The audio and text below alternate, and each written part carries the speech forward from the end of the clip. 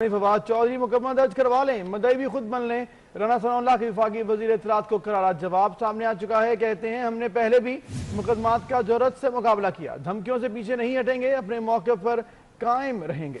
फवाद चौधरी मुकदमा दर्ज कराएं, मुद्दई भी खुद बने। राना ثنااللہ का वफाकी वजीर इत्तलात को करारा जवाब।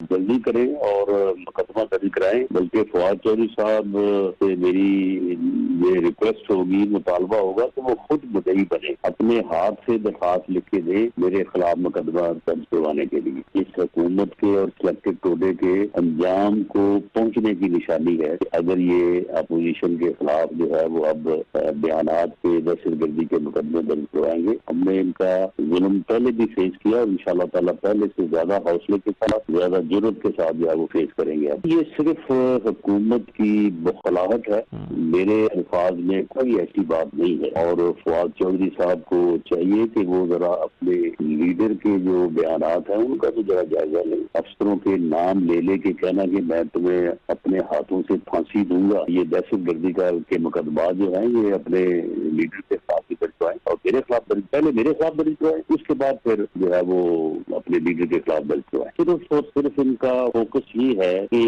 ये अपोजिशन के खिलाफ जो है वो झूठे बेबुनियाद मुकदमा जो है वो किस तरह से दर्ज करवा सकते हैं। और हर वक्त